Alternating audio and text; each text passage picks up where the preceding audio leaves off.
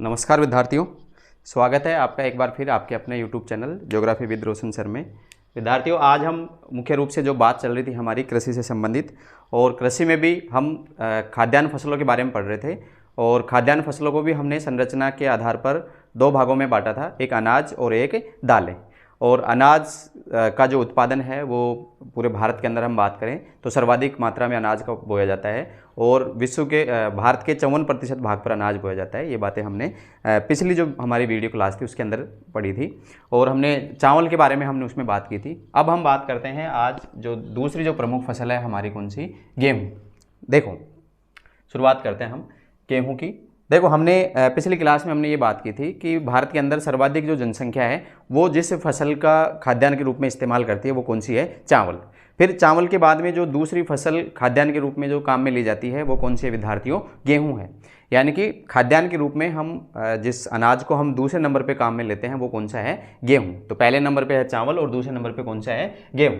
अगर हम बात करें भारत की, पूरे विश्व की, तो भारत विश्व का 12.8% गेहूँ का उत्पादन करता है।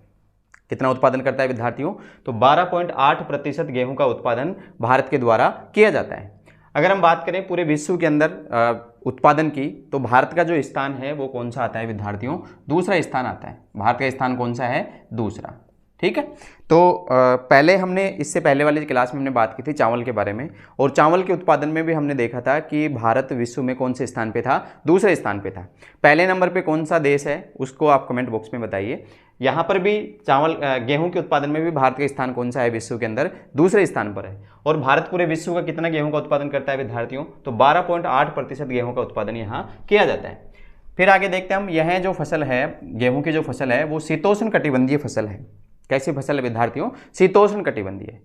उस फसल चावल की जो फसल है उसमें बात की थी हमने उष्ण और आर्द्र कटिबंधीय फसल है, जबकि ये फसल कैसी है? शीतोष्ण कटिबंधीय फसल है। इसका मतलब ये हुआ कि शीतोष्ण कटिबंधीय फसल जो है ये कौन सी ऋतु में बोई जाती है? शरद ऋतु में बोई जाती है। और शरद ऋतु में जो फसल बोई जाती है उस फसल को हम कौन सी फसलों के अंदर शामिल करते हैं? तो रबी की फसलों के अंदर उसको शामिल किया जाता है। तो ये भी ध्यान रखना है कि गेहूं की जो फसल है वो किसकी फसल है? रबी की फसल है, जो शरद ऋतु के अंदर बोई जाती है, और ये शीतोष्ण कटिबंधीय फसल है। ठीक है। और शीतोष्ण कटिबंधीय फसल या शरद ऋतु में फसल बोने की वजह से आपको पता है विद्यार्थियों कि भारत के अंदर जो अधिकांश जो वर्षा है वो आपके ग्रीष्म ऋतु जो है, वर्षा ऋतु जो है वो उस समय होती है। शीत ऋतु में बारिश की मात्रा है वो बहुत ही कम होती है। जो कुछ बारिश होती है वो भी मावट के रूप में, दक्षिणी जो पश्चिमी जो विक्षोभ आते हैं उन पश्चिमी विक्षोभों की वजह से मावट के रूप में कुछ बारिश होती है, तो वो बारिश की मात्रा बहुत कम होती है। तो ये जो गेहूं की जो फसल है ये मुख्य रूप से किस पे निर्भर करती है? सिंचाई पर निर्भर करती है। तो जिन क्षेत्रों में सिंचाई की सुविधाएं अच्छी होती हैं उन क्षेत्रों के अंदर कौन सी फसल बोई जाती है? गेहूं की फसल बोई जाती है। ठीक है। तो ध्यान क्या रखना है अपने को कि शीतोष्ण कटिबंधीय फसल है, और ये कौन सी ऋतु की फसल है विद्यार्थियों? तो ये रबी की ऋतु की फसल है। कौन सी ऋतु की फसल है? ये रबी की ऋतु की फसल है। अगर हम बात करें भारत के अंदर गेहूं का जो उत्पादन है वो कहाँ पर किया जाता है, तो गेहूं के उत्पादन का जो 85% भाग है भारत में, 85% गेहूं का उत्पादन उत्तरी गंगा मैदान। कहाँ पर है उत्तरी गंगा का मैदान? ये वाला जो भाग है ये उत्तरी गंगा का मैदान है। ठीक है। उत्तरी गंगा मैदान, मालवा पठार एवं हिमालय पर्वत श्रेणी में 2700 मीटर तक की ऊंचाई वाले भाग में किया जाता है। तो ये जो हिमालय जो पर्वत है उसमें 2700 मीटर की ऊंचाई तक वाला जो भाग है यहाँ पर इसका उत्पादन किया जाता है। फिर दूसरा उत्तरी जो गंगा का मैदान है वहाँ, और मालवा का पठार, ये वाला जो भाग है इस भाग के अंदर किसका उत्पादन किया जाता है विद्यार्थियों? गेहूँ का उत्पादन ज़्यादा किया जाता है। ठीक है। तो ये ध्यान रखना है, भारत का 85% गेहूं का उत्पादन उत्तरी गंगा मैदान, मालवा पठार एवं हिमालय पर्वत श्रेणी में 2700 मीटर की ऊंचाई तक वाले भाग में किया जाता है। फिर हम बात करें कि कुल बोए गए क्षेत्र के कितने प्रतिशत भाग पर गेहूं बोया जाता है, तो कुल बोया गया जो क्षेत्र है उसके 14% भाग पर कौन सा फसल बोई जाती है? गेहूं की फसल बोई जाती है। याद करो, बाजरे की वो हमने चावल की बात की थी, तो कुल बोए गए क्षेत्र के कितने प्रतिशत भाग पर चावल बोया जाता था ये आपको कमेंट बॉक्स में बताना है। ठीक है। तो कुल बोए गए क्षेत्र के 14% भाग पर क्या बोया जाता है? गेहूं बोया जाता है। अगर हम बात करें प्रमुख उत्पादक राज्यों की, तो प्रमुख उत्पादक राज्य कौन से हैं? उत्तर प्रदेश है, मध्य प्रदेश। पहले नंबर पर सर्वाधिक उत्पादन करने वाला राज्य कौन सा है? उत्तर प्रदेश है। दूसरे नंबर पर कौन सा है? मध्य प्रदेश। तीसरे नंबर पर है पंजाब, फिर है हरियाणा और चौथे नंबर पे किसका नंबर आता है, राजस्थान का नंबर आता है। ठीक है, तो उत्तर प्रदेश, मध्य प्रदेश, पंजाब, हरियाणा और राजस्थान ये प्रमुख उत्पादक राज्य हैं किससे संबंधित, गेहूं से संबंधित। ठीक है, तो आपको पता है यहाँ पर कौन सा राज्य है, ये उत्तर प्रदेश राज्य है, यहाँ पर कौन सा है, मध्य प्रदेश राज्य है, और इधर कौन सा है, ये पंजाब है, हरियाणा है, और राजस्थान का भी जो उत्तरी वाला जो हिस्सा है ये वाला उत्तरी हिस्से के अंदर, और ये जो नीचे जो मध्य प्रदेश वाला जो हिस्सा है मालवा का पठार वाला, यहाँ पर किसका उत्पादन किया जाता है, गेहूं का उत्पादन किया जाता है। ठीक है, तो आपको याद होगा पिछला जो हमने चावल के बारे में पढ़ा था, तो चावल का जो मुख्य जो उत्पादक क्षेत्र था वो ये वाला था, इधर वाला। पश्चिम बंगाल पहले नंबर पे था, उत्तर प्रदेश दूसरे नंबर पे था। तो ये वाला जो भाग है ये तो किसके लिए है, ये चावल, ये तो चावल का उत्पादक क्षेत्र है।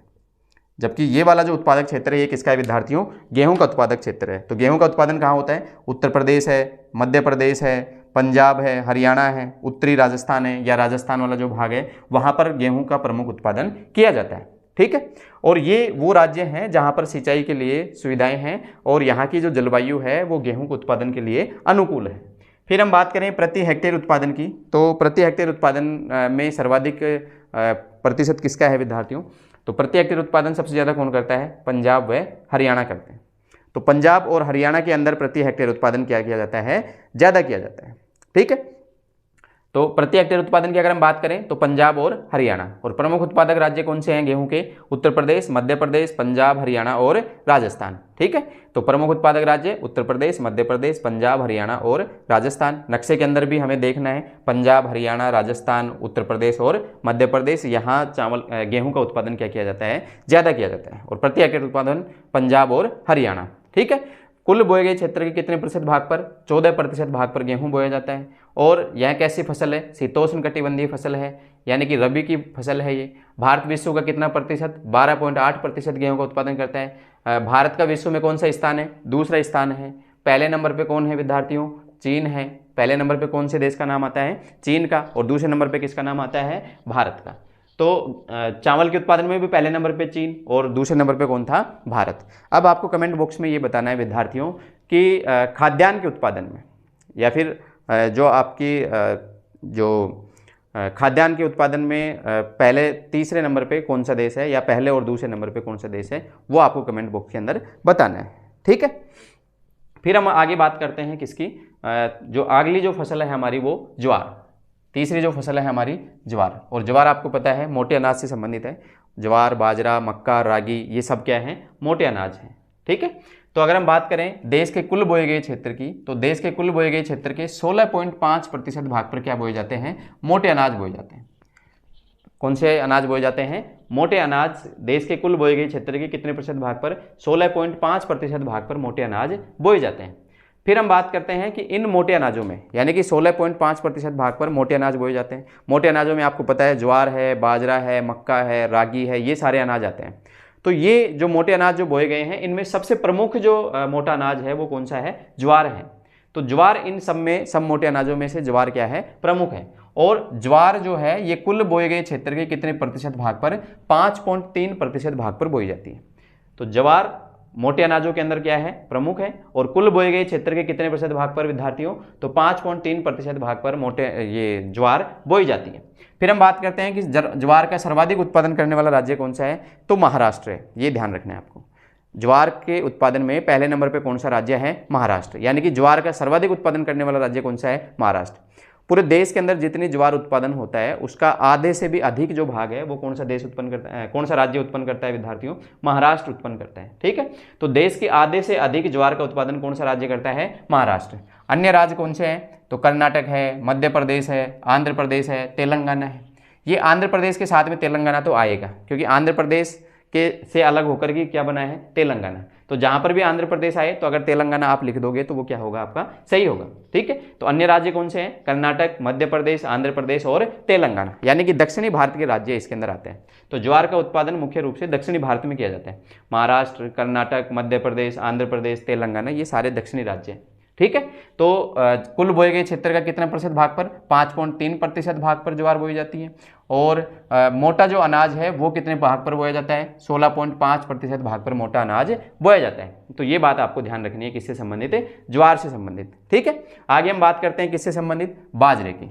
देखो, भारत के पश्चिमी तथा उत्तर पश्चिमी भागों में गर्म तथा शुष्क जलवायु में बाजरा बोया जाता है। कैसे जलवायु में? गर्म तथा शुष्क जलवायु के अंदर क्या बोया जाता है विद्यार्थियों? बाजरा बोया जाता है। और आपको याद होगा कि बाजरा भी कौन सी ऋतु की फसल है? खरीफ की ऋतु की फसल है। कौन सी ऋतु में बोई जाती है बाजरा? बाजरे की फसल जो है वो खरीफ की ऋतु में बोई जाती है। ये भी आपको ध्यान रखना है, ठीक है। तो भारत का जो पश्चिमी और उत्तरी पश्चिमी जो भाग जो गर्म और शुष्क है, उन भागों के अंदर बाजरा बोया जाता है। फिर कुल बोए गए क्षेत्र के लगभग कितने प्रतिशत भाग पर बाजरा बोया जाता है? तो 5.2% भाग पर इसकी फसल बोई जाती है।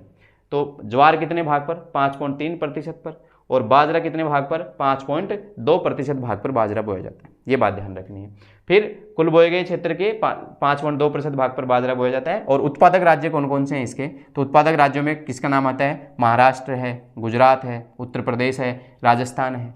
तो महाराष्ट्र, गुजरात, उत्तर प्रदेश, राजस्थान, ये जो राज्य हैं ये किसका उत्पादन करते हैं? बाजरे का उत्पादन करते हैं, ठीक है। तो बाजरे के उत्पादन करने वाले प्रमुख राज्य कौन से हैं? महाराष्ट्र है, गुजरात है, उत्तर प्रदेश, राजस्थान और हरियाणा है। और आपको ये भी ध्यान रखना है कि जो बाजरा है ये वर्षा निर्भर फसल है। राजस्थान की अगर हम बात करें तो पश्चिमी जो राजस्थान है हमारा, रेगिस्तानी जो इलाका है, वहाँ पर बाजरे की फसल ज़्यादा बोई जाती है। लेकिन वहाँ उत्पादन कब होता है? जब वहाँ पर वर्षा क्या हो जाए? अच्छी हो जाए। अगर वर्षा कम होती है तो वर्षा कम होने की वजह से बाजरे का उत्पादन में क्या हो जाता है? कम हो जाता है। तो बारिश अच्छी हो जाती है तो बाजरे की फसल भी वहाँ पर क्या हो जाती है? अच्छी। या फिर हम ये बात करें कि पूरे राजस्थान के अंदर ही ये स्थिति है, क्योंकि बाजरा ग्रीष्म ऋतु की फसल है। और अगर बारिश या मौसम मानसून अगर सही तरीके से नहीं आता है तो फिर बाजरे की फसल क्या हो जाती है? खराब हो जाती है। तो ये पूरे तरीके से मानसून के ऊपर निर्भर होती है। बारिश अच्छी हो गई तो बाजरा अच्छा हो जाता है, अगर बारिश नहीं हुई तो फिर बाजरे की फसल क्या हो जाती है? खराब हो जाती है, ठीक है। तो आगे हम बात करते हैं किसके बारे में? मक्का के बारे में, जो मोटा अनाज ही है। तो ज्वार है, बाजरा है, मक्का है, रागी है, ये सब क्या है? मोटे अनाज है। मक्का के बारे में एक विशेषता ध्यान रखनी है इसकी। मक्का एक खाद्य यानी कि खाद्यान्न के रूप में भी काम में लिया जाता है और इसको चारा फसल, पशुओं के लिए चारे के रूप में भी इसको काम में लिया जाता है। तो ये ध्यान रखना, अगर छोटा प्रश्न पूछ ले हमसे कि मक्का कैसी फसल है, तो मक्का एक खाद्य तथा चारा फसल दोनों ही है। खाद्यान्न के रूप में भी काम आती है और चारा फसल के रूप में भी इसको काम में लिया जाता है। फिर हम बात करते हैं कि कुल बोए गए क्षेत्र के कितने प्रतिशत भाग पर?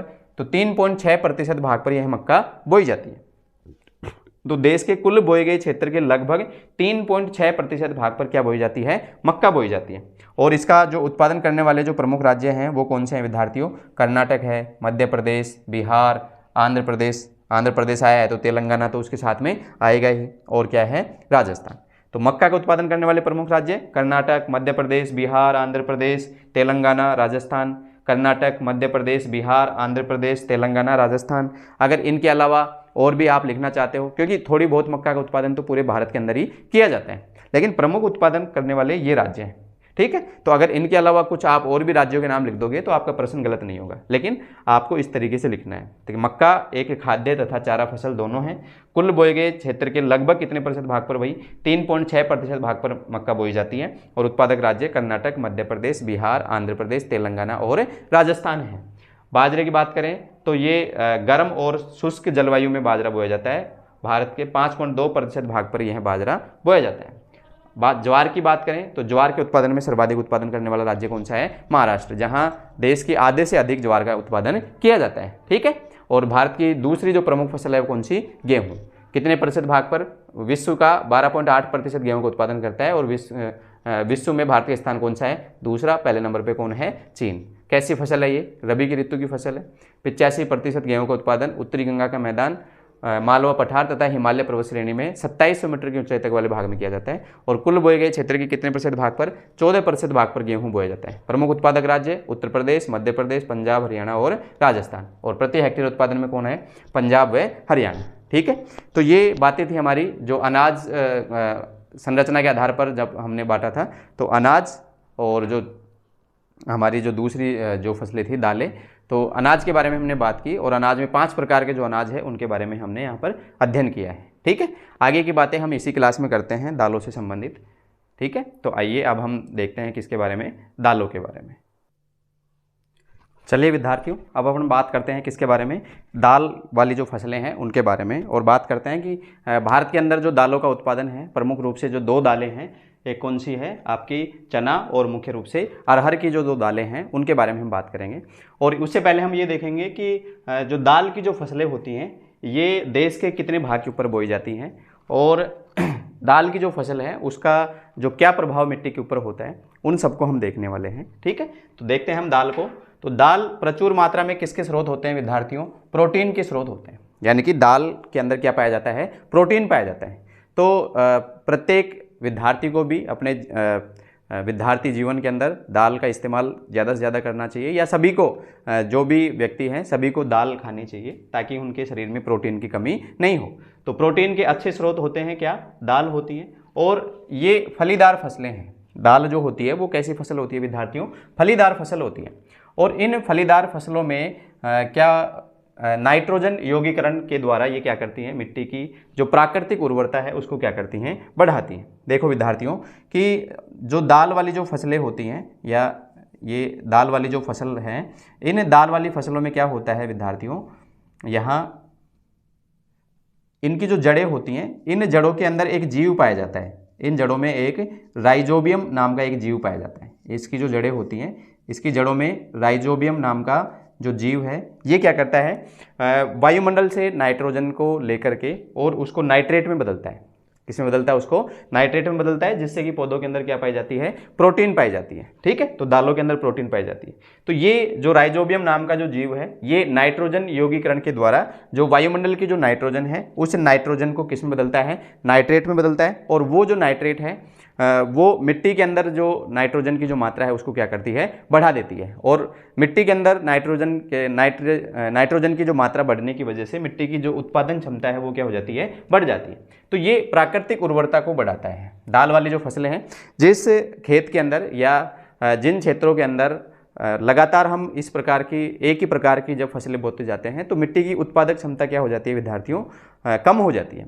तो उसको बढ़ाने के लिए नेचुरल तरीके से हम उसको कैसे बढ़ाएं? तो उसके लिए हम क्या कर सकते हैं कि 2-3 फसलें लेने के बाद में एक फसल हम किसकी बो सकते हैं? दाल की फसल बो सकते हैं। क्योंकि दाल का जो पौधा होता है, दाल के पौधे में एक राइजोबियम नाम का जीव होता है। ये राइजोबियम नाइट्रोजन को नाइट्रेट में बदलता है और इस प्रक्रिया को हम क्या कहते हैं? नाइट्रोजन यौगिकरण की प्रक्रिया कहते हैं, जिसकी वजह से जो प्राकृतिक उर्वरता है, मिट्टी की जो प्राकृतिक उर्वरता है वो बढ़ जाती है, प्राकृतिक रूप से बढ़ जाती है। तो मिट्टी की उत्पादक क्षमता इससे क्या हो जाती है? बढ़ जाती है। ठीक है, तो ये बात आपको ध्यान रखनी है कि फलीदार फसलें हैं और नाइट्रोजन यौगिकरण के द्वारा ये मिट्टी की प्राकृतिक उर्वरता को क्या करते हैं? बढ़ाते हैं। फिर हम बात करते हैं कि देश के कुल बोए गए क्षेत्र का लगभग कितना प्रतिशत? 11% भाग दालों के अधीन है। इसका मतलब क्या है कि देश का कुल बोया गया जो क्षेत्र है उसके 11% भाग पर किसकी फसलें बोई जाती हैं विद्यार्थियों? तो 11% भाग पर दालों की जो कृषि है वो की जाती है। तो देश में 11% भाग पर दालों का जो उत्पादन है वो किया जाता है। फिर हम बात करते हैं भारत के अंदर जो प्रमुख जो दालें हैं वो कौन सी हैं? चना तथा अरहर भारत की प्रमुख दाल हैं। तो भारत की प्रमुख दाल कौन कौन सी हैं? चना तथा अरहर। तो ये बातें थी हमारी किससे संबंधित? दालों से संबंधित। देखो दाल प्रचुर मात्रा में किसके स्रोत होते हैं? प्रोटीन के स्रोत होते हैं। ये कैसी फसलें हैं? फलीदार फसलें हैं और ये नाइट्रोजन यौगिकरण के द्वारा मिट्टी की प्राकृतिक उर्वरता को क्या करती हैं? बढ़ाती हैं। देश का कुल बोया गया जो क्षेत्र है उसके 11% भाग पर क्या बोई जाती हैं? दाल बोई जाती हैं। और प्रमुख दाल कौन सी है भारत के अंदर? चना और अरहर। ठीक है, अब हम बात करते हैं किसके बारे में विद्यार्थियों? चने के बारे में। तो सबसे पहले हम क्या देख रहे हैं? चना। एक तो ये ध्यान रखना है आपको कि चने की जो फसल है ये कैसी है? उपोष्ण कटिबंधीय क्षेत्र की फसल है। कौन से क्षेत्रों की फसल है चना? उपोष्ण कटिबंधीय क्षेत्र की फसल है। ठीक है, उपोष्ण कटिबंधीय क्षेत्र का फसल होने का मतलब ये है कि ये शरद ऋतु में बोई जाती है। और शरद ऋतु में जो फसलें बोई जाती हैं विद्यार्थियों, उन फसलों को हम कौन सी ऋतु की फसलें कहते हैं? रबी की ऋतु की फसलें कहते हैं। तो ये भी ध्यान रखना है कि चना कौन सी ऋतु में बोया जाता है? रबी की ऋतु में बोया जाता है। ठीक है, तो चना उपोष्ण कटिबंधीय क्षेत्र की फसल है और ये रबी की फसल है।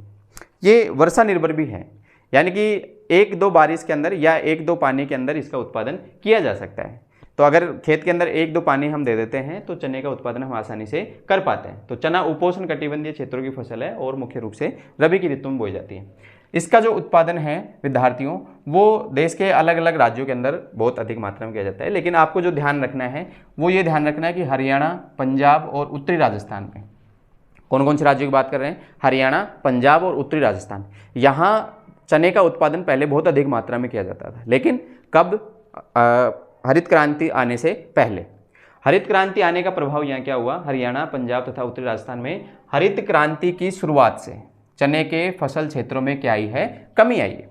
यानी कि जितने क्षेत्र के ऊपर पहले चने की फसलें बोई जाती थी, अब उस क्षेत्र में क्या आई है, कमी आई है।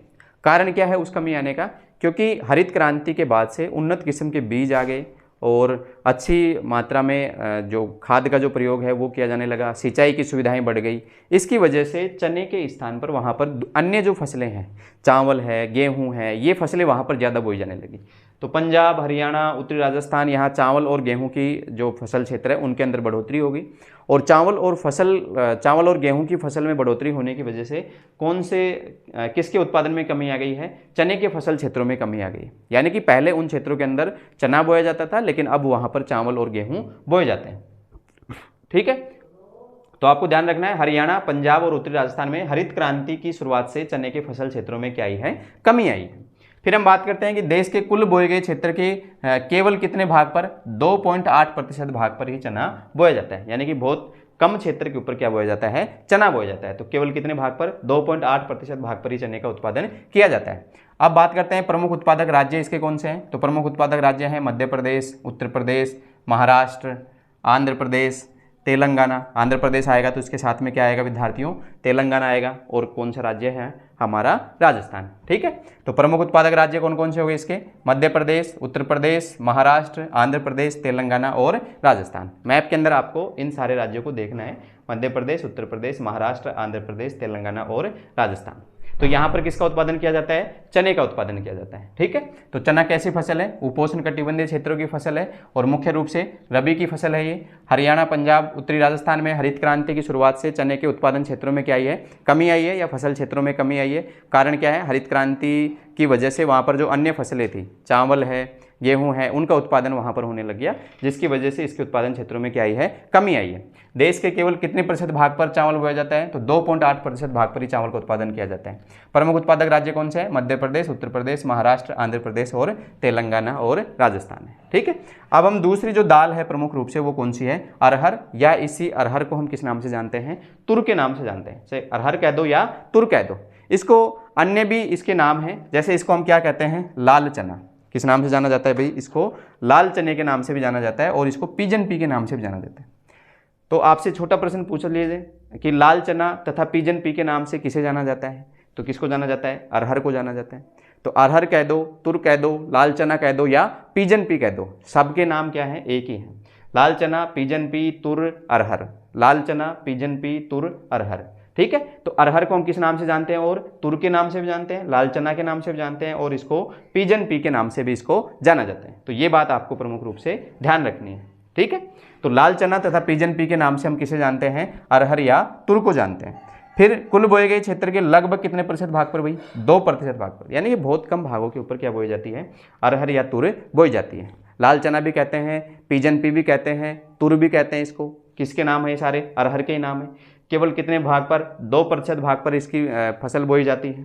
प्रमुख उत्पादक राज्य कौन सा है, महाराष्ट्र है। यानी कि सबसे ज़्यादा उत्पादन कौन से राज्य में होता है इसका, महाराष्ट्र के अंदर होता है। तो अरहर की जो दाल है वो सबसे ज़्यादा महाराष्ट्र राज्य के अंदर की जाती है। अन्य उत्पादक राज्य कौन से हैं, उत्तर प्रदेश है, कर्नाटक है, गुजरात है, मध्य प्रदेश है। ये सारे के सारे राज्य हैं जो इसके अन्य उत्पादन करने वाले राज्य हैं। उत्तर प्रदेश, कर्नाटक, गुजरात और मध्य प्रदेश। सर्वाधिक उत्पादन कौन करता है, महाराष्ट्र। कुल बोए गया क्षेत्र कितना है, 2%। किस नाम से जाना जाता है इसको, लाल चना और पीजन पी के नाम से इसको जाना जाता है। फिर बात करते हैं चने की। तो चना उपोष्ण कटिबंधीय फसल है। हरियाणा, पंजाब, उत्तरी राजस्थान में हरित क्रांति की शुरुआत से चने के फसल क्षेत्रों में क्या आई है, कमी आई है। कमी आने का कारण क्या है, क्योंकि इन क्षेत्रों में अब चावल और गेहूं की फसल ज़्यादा बोई जाती है। ठीक है, तो ये बातें थी हमारे किससे संबंधित, जो खाद्यान्न जो फसलें थी, अनाज, और उसमें किसके बारे में बात की, दालों के बारे में हमने बात की। तो 5 प्रकार के जो अनाज थे वो हमने पढ़े, और जो दाल हैं 2 मुख्य जो दाल हैं, चना तथा अरहर, उनके बारे में हमने बात की। ठीक है, तो अगर यहाँ से कोई बड़ा प्रश्न आ जाता है कि जो खाद्यान्न फसलें हैं भारत की, प्रमुख खाद्यान्न फसलों के बारे में वर्णन कीजिए, तो बड़ा प्रश्न भी अगर आता है तो सभी के बारे में हमें थोड़ा थोड़ा लिखना है। ठीक है विद्यार्थियों, तो मिलते हैं एक नेक्स्ट क्लास में, तब तक के लिए दीजिए इजाज़त। मिलते हैं अगले क्लास के अंदर इससे आगे की जो बातें हैं उनको लेकर के। धन्यवाद।